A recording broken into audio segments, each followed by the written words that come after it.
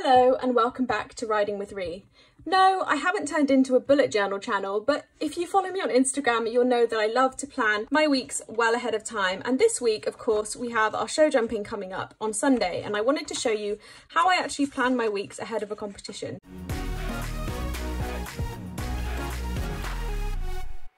So these are my previous weeks. I always put what I'm doing down here on the left, the focus, and then sometimes I'll put notes on what happened on the right and how it went. So this is a new week. I just use a simple weekly planner. You have Monday, Tuesday, Wednesday and so on down the left, and then, as I said, notes on the right. So the first thing that I do is just actually write down all of the dates and everything like that. Apologies in advance for my nails. So I'll go down. The next thing I'll do is work out the days that I know. So usually I'll have 3 days with Ted. I usually have Monday, Wednesday, Sunday. It's been a little differently lately as Ted's owner has had an injury and therefore I've been riding every day.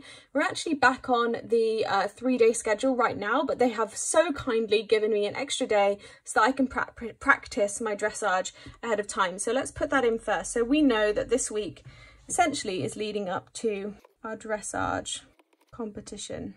I also know that Tuesday is an owner day, which means either a day off or a day that the owner will ride. Thursday is an owner day and Friday is an owner day. So these are the days that I already know, and this just helps me to figure out what is actually going to happen afterwards. So the next thing I do is actually look at my work schedule and figure out what my work calendar looks like. So I'll know whether or not I can ride in the morning or the evening.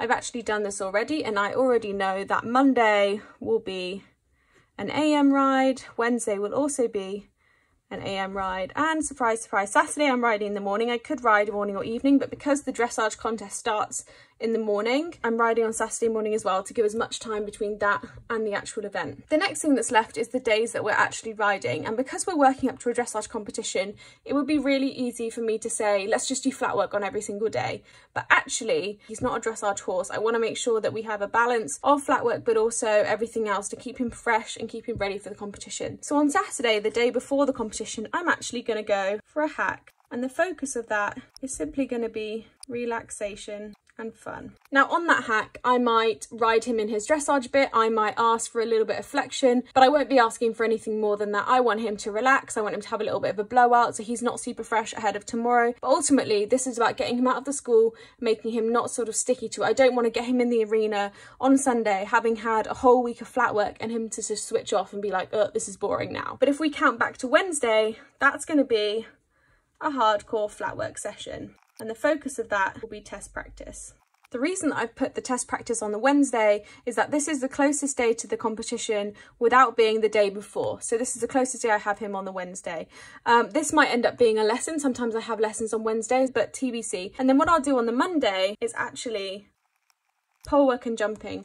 And what I mean by light schooling is that I will use my flat warmer to do some of the movements that I find most difficult in the dressage test we're doing on Sunday, but then we'll go into jumping and let him relax and have fun. And that's just a way of having him in the school and not having him switch off. I want to make sure that I'm able to get in a few of the movements ahead of our proper day on Sunday and be in the school, but not make it so boring that he's just like, oh, I hate the school, because he loves jumping and we haven't jumped this week, so this will be a good moment for that. The last thing I'm going to do is just colour code these. I like to colour code them personally.